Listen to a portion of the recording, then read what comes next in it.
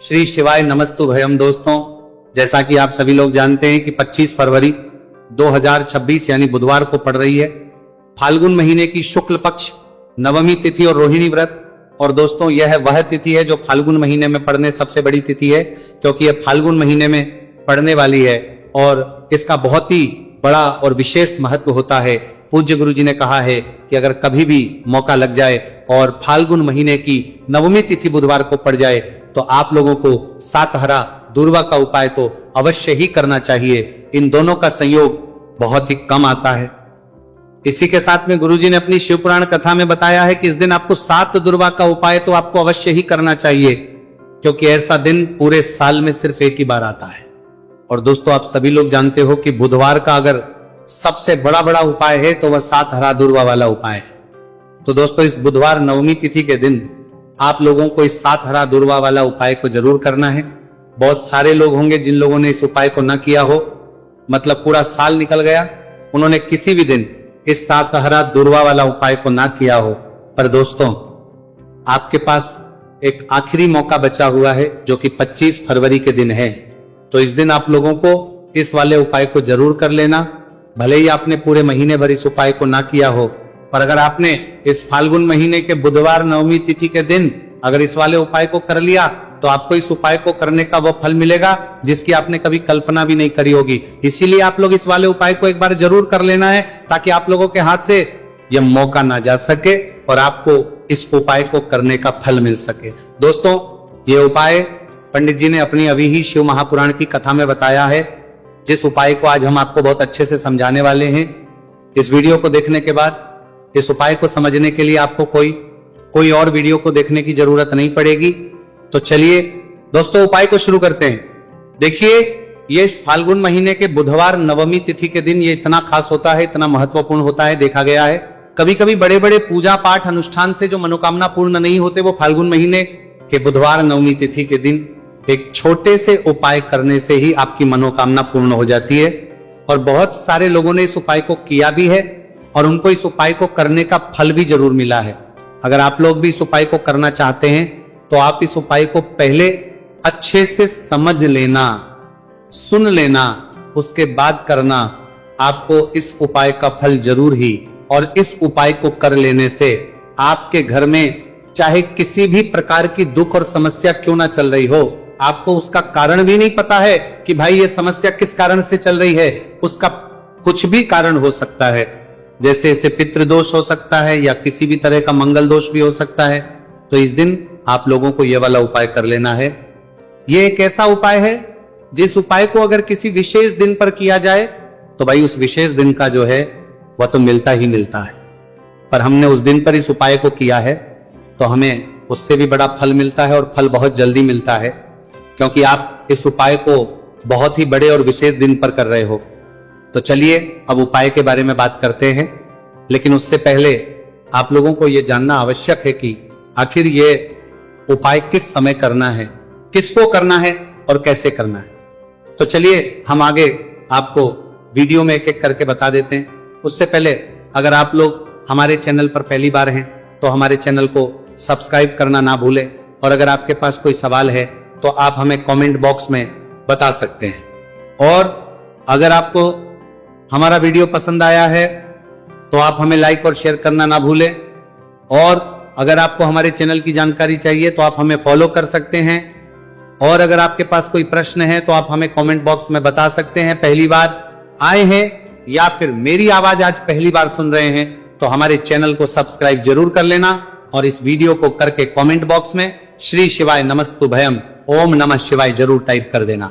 तो दोस्तों, इस 7 दुर्वा वाला उपाय को हमें इस बुधवार नवमी तिथि के दिन कैसे करना है, किसको करना है, किस समय करना है और कहां पर करना है, ये सारे सवालों के जवाब आपको इस वीडियो में मिल जाएंगे।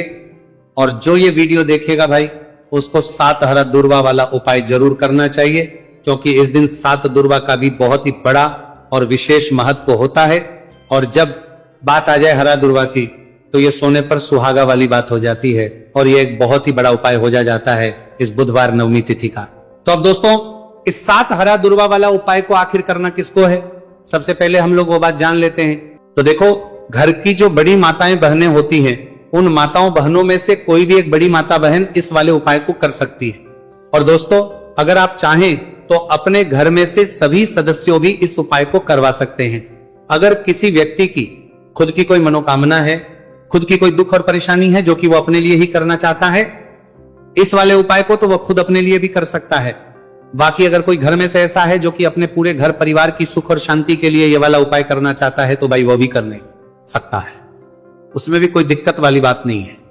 कहने का मतलब यह है कि इस उपाय को हर सदस्य भी कर सकता है और पूरे घर परिवार के सदस्य के लिए घर की बड़ी माताओं बहनों में से कोई एक माता बहन भी कर सकती है। माताएं बहनें अगर घर में उपस्थित ना हो या वह यह वाला उपाय ना कर पा रही हो, तो फिर घर का कोई बड़ा सदस्य भी इस 7 हरा दूर्वा वाला उपाय को कर सकता है, चाहे फिर वो पुरुष ही क्यों ना हो, उसमें कोई भी दिक्कत वाली बात नहीं है। अब दोस्तों, जो अगला प्रश्न निकल कर आता है वह ये आता है इसको लेकर कि आखिर इस उपाय को हमें किस समय करना है, सुबह के समय करना है कि शाम के समय करना है। तो देखो, इस वाले उपाय को आप लोग सुबह के समय भी कर सकते हो और शाम के समय प्रदोष काल में भी कर सकते हो। अब अगर आप पूछो कि भाई सबसे उत्तम समय कौन सा रहेगा इस 7 हरा दूर्वा वाला उपाय को करने का, तो हम आपसे बस यही कहेंगे कि इस उपाय को आप सुबह के समय करेंगे तो ज्यादा बेहतर होगा। बाकी अगर प्रदोष काल के समय भी करेंगे तो भी अच्छा होगा, उसमें कोई भी दिक्कत वाली बात नहीं है। तो अब दोस्तों, जो अगली सबसे बड़ी और महत्वपूर्ण बात आती है वो ये आती है कि सुबह अगर हम उपाय को करेंगे तो हमें कितने बजे से लेकर कितने बजे तक के बीच में करना है, और शाम के समय प्रदोष काल में करेंगे तो हमें कितने बजे से लेकर कितने बजे के बीच में करना है। तो देखो, सुबह जितनी जल्दी हो सके आप उपाय को करने की कोशिश करना। बाकी अगर कारणवश लेट भी हो जाओ, थोड़ी देर भी हो जाए, तो 10 या 11 बजे तक भी आप उपाय कर लेना, पर 12 बजे से ज्यादा देरी ना हो। ठीक है, इस बात का ध्यान रखना। उसके बाद में दोस्तों, अगर शाम के समय प्रदोष काल की बात करें, प्रदोष काल का जो समय है होता है वो शाम के 6 बजे से शुरू हो जाता है। मतलब शाम के 6 बजे से लेकर शाम के 6 बजे से रात के 8 बजे के बीच का जो समय होता है, यह समय प्रदोष काल का समय होता है। तो इस उपाय को 7 या 8 बजे के बीच में भी कर सकते हो। मैं आप कभी भी इस वाले उपाय को कर सकते हो, उसमें कोई भी दिक्कत वाली बात नहीं है। तो फाल्गुन का महीना ही है जो आपको धन दौलत पुण्य दोनों ही देने वाला है। फाल्गुन के महीने में तुलसी का पूजन करके, श्री हरि विष्णु से जुड़े हुए कुछ उपाय करके आप अपने जीवन की निर्धनता, धन से जुड़ी समस्याएं, कर्जे से जुड़ी समस्याओं को हमेशा के लिए दूर कर सकते हैं। ये वही महीना है जिस माह में भगवान विष्णु योग निद्रा से जागते हैं। भगवान विष्णु को तुलसी अति प्रिय है, इसलिए उनकी पूजा में भी विशेष रूप से हम तुलसी का उपयोग करते हैं। और बिना तुलसी दल के, बिना तुलसी मैया के श्री हरि विष्णु की पूजा और उनका भोग दोनों ही अधूरे होते हैं। इसीलिए फाल्गुन के महीने में ऐसा उपाय आपको बताने वाले हैं जिसे करने से श्री हरि विष्णु की असीम कृपा आपको मिलेगी और मां तुलसी से ऐसा आशीर्वाद मिलेगा, जीवन का हर दुख, हर कष्ट, गरीबी, निर्धनता, कर्जे से जुड़ी समस्याएं, सब कुछ ही आपके जीवन से दूर हो जाएगा और सुख, समृद्धि, धन, वैभव, ऐश्वर्य सब कुछ आपको अपने जीवन में आसानी से मिलने लगेगा। तो चलिए बात कर लेते हैं कि कौन सा उपाय है, तुलसी के पौधे में कौन सी चीज आपको रखनी है और इस उपाय को किस समय करना है। देखिए, सबसे पहले तो आपको बता दें कि अगर आपके घर में तुलसी का पौधा नहीं है तो फाल्गुन के महीने में एक तुलसी का पौधा अपने घर में लाकर जरूर लगाए, क्योंकि फाल्गुन के महीने में जो लोग अपने घर में तुलसी जी का पौधा लाकर लगाते हैं, मां तुलसी का पूजन करते हैं, कभी भी मां तुलसी उनके घर में निर्धनता नहीं रुकने देती है। हमेशा उनके घर में धन की वृद्धि होती है, धन की वर्षा होती है। तो जरूर से तुलसी का पौधा फाल्गुन के महीने में अपने घर जरूर लेकर आए और अच्छे से आपको मां तुलसी का पूजन करना है, मां तुलसी के पौधे की देखभाल करनी है। और वह कौन चीज है जो आपको तुलसी के पौधे में फाल्गुन के महीने 25 फरवरी बुधवार नवमी तिथि में रखना है। और कैसे ये चीज रखते ही रातों रात आपके जीवन में चमत्कार होगा और आपके भाग्य का भी आपको साथ मिलेगा। तो देखिए, इस वीडियो में जितने भी उपाय हम आपको बताएंगे सभी उपाय सरल है। देखो गुरुजी ने कहा है कि बुधवार के दिन आपको 7 हरा दूर्वा वाला उपाय तो अवश्य ही करना चाहिए। वीडियो के अंतिम में आपको उपाय बताया है, आपको करना है। देखो आगे बढ़ने से पहले वीडियो को एक लाइक जरूर करें। देखो सबसे पहला उपाय, यदि आपके जीवन में कर्जा बहुत अधिक है, आपके जीवन में संकट बहुत अधिक रहते हैं, आपके ऊपर बहुत अधिक विपदा आ रही है, बार बार आपको अपने व्यापार में और अपने धन में हानि देखने को मिल रही है, यानी कि आपको प्रत्येक कार्य में हानि हो रही है, तो आपको यह उपाय करना चाहिए। इस उपाय को करने के लिए आपको 2 चीजों की आवश्यकता होगी। सबसे पहले है, आप जानते हो, जो कि भगवान गणेश जी को समर्पित होती है, तो आपको वह हरा दूर्वा की आवश्यकता होगी, साथ ही में एक लोटा जल की आवश्यकता होगी। और आप जब भी उपाय को करें, जिस दिन भी आपको करें, तो आपको प्रातः कल सुबह ही सुबह वह करना है। इस बात का विशेष रूप से आपको ध्यान रखना है, ठीक है। तो आपको एक हरा दूर्वा लेनी है। अगर आधा हरा दूर्वा भी मिल जाती है तो भी कोई दिक्कत नहीं है, बस आपको हरा दूर्वा है। अगर ज्यादा ना मिले तो उस स्थान पर एक हरा दूर्वा भी ले सकते हैं। हरा दूर्वा आपको आसानी से कहानी पर भी मिल जाती है, तो कोई दिक्कत नहीं है, बस आपको आसानी से कहानी पर भी जाएगी।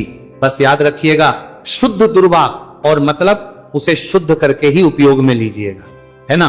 तो आपको करना क्या है, एक हरा दूर्वा या एक से ज्यादा भी हरा दूर्वा आप लोग ले सकते हैं। तो एक हरा दूर्वा अपनी ले लीजिए। एक हरा दूर्वा के साथ में आप एक लोटा जल ले लीजिए, और इन दोनों ही चीजों को लेकर शिवाजी के मंदिर पहुंच जाइए। जी के मंदिर पहुंचकर सबसे पहले आप शिवाजी के पास में बैठ जाइए। शिवाजी के पास में बैठने के बाद जो शिवाजी की शिवलिंग होगी, शिवलिंग के ऊपर सबसे पहले आपको यह दुर्भाग्य को समर्पित करना है। दुर्भाग्य को कुछ इस प्रकार से समर्पित करना है कि जो दुर्वा की दांडी का मुख होगा वह जलधारी की तरफ हो, जहां से जल नीचे करता है ना। और जो हरा दुर्वा का मिला हुआ भाग होगा वो अपने आप शिवाजी के पीछे की तरफ हो जाएगा, ठीक है। तो इस प्रकार से ये हरा दूर्वा का, ये दूर्वा आपको भगवान शिवाजी का शिवलिंग के ऊपर समर्पित करनी है। और जो एक लोटा जल आप अपने साथ लेकर आए हैं, इसी दूर के ऊपर भगवान शिव जी के शिवलिंग के ऊपर एक धारा से आपको समर्पित कर देना है, ठीक है। अब यहां पर देखने बात यह है कि यह उपाय इस व्यक्ति को करना है जिस व्यक्ति की नौकरी नहीं लग रही हो, जो व्यक्ति परीक्षा में पास होना चाहता हो, तो इस व्यक्ति को अपने हाथों से इस उपाय करना है, तभी उपाय कम करेगा, ठीक है। उपाय को करने के बाद आपको 3 महीने उपाय आपको कब तक करना है, जब तक कि आपकी नौकरी ना जाए। जब तक आप इस उपाय को नियम के साथ करो, आपकी नौकरी जरूर लगेगी। अब बात करते हैं दूसरे उपाय के बारे में। तो देखिए दूसरे उपाय जो है, देखिए इस उपाय के लिए आपको मात्र 1 लौंग का जोड़ा लेना है, यानी कि 2 फूल वाली लौंग लेनी है। साथ में आपको मात्र थोड़ा सा शहद लेना होगा, और इसी के साथ में आपको तांबे के पात्र, अंदर शुद्ध जल लेना होगा। अब देखिए इन सभी सामग्रियों को लेकर के आपको भगवान शिव के मंदिर में पहुंच जाना है। देखिए ये उपाय आप सुबह से लेकर शाम तक कर सकते हैं। तो वो सबसे पहले तो आपके पास जो 2 फूल वाली लौंग है, उन्हें आपको शहद के अंदर अच्छे से डुबो है, यानी कि दोनों लौंग पर आपको अच्छे से शहद का लेपन कर देना है। अब आपको जो आपके पास एक लोटा जल है, सबसे पहले तो उसे शिवलिंग पर धीरे धीरे समर्पित करना है, और श्री शिवाय नमस्तुभयम इसका जाप करते हुए समर्पित कर देना है। अब आपके पास जो 2 फूल वाली लौंग है, शहद से उसे आपको शिवलिंग पर अर्पित करना है, और आपको प्रार्थना करनी है कि जीवन में जो रोग की स्थिति है वह समाप्त हो, जीवन के जो संकट और समस्याएं हैं वह सभी समाप्त हो, जीवन से जो कर्ज की समस्या है वह समाप्त हो। इस प्रकार से प्रार्थना करते हुए ये जो 2 फूल वाली लौंग ही शहद संयुक्त इस आपको शिवलिंग पर अर्पित कर देनी है। आपकी जो भी समस्या होगी इस बुधवार के दिन अवश्य ही समाप्त हो जाएगी। तो इस प्रकार से आपको पहला उपाय करना है। अब हम बात कर लेते हैं दूसरे उपाय के बारे में। देखिए यह उपाय आपके लिए सर्वश्रेष्ठ होने वाला है। देखिए इस उपाय के लिए आपको चाहिए होंगे 5 हरा मूंग के दाने, और मूंग के दाने कहीं से भी खंडित नहीं होने चाहिए, इस बात का ध्यान रखें। और इसी के साथ में आपको एक तांबे के पात्र के अंदर अपने घर से शुद्ध जल 1 लोटा जल ले लेना है। अब दोस्तों इन सभी सामग्रियों को लेकर के आपको सीधे पहुंच जाना है भगवान शिव के मंदिर में। देखिए इस उपाय को भी आप सुबह भी कर सकते हैं और शाम के समय में भी कर सकते हैं। देखिए भगवान शिव के मंदिर में पहुंचने के बाद आपके पास जो 5 हरे मूंग हैं, उनमें से पहला जो हरा मूंग है आपको शिवलिंग के सामने जो नंदी महाराज होते और उनका जो पैर उठा हुआ होता है वहां पर आपको पहला हरा मूंग समर्पित करते हैं और आपको श्री शिवाय नमस्तु भयम इसका जाप कर लेना है। फिर आपको दूसरा हरा मूंग लेना है और शिवलिंग पर जो श्री गणेश जी वाला स्थान होता है वहां पर आपको ये दूसरा हरा मूंग समर्पित कर देना है, यानी कि शिवलिंग के सीधे तरफ आपको ये दूसरा हरा मूंग समर्पित करना है। और फिर आपको ओम गण गणपते नमः या फिर ओम श्री गणेशाय नमः इसका जाप कर लेना है।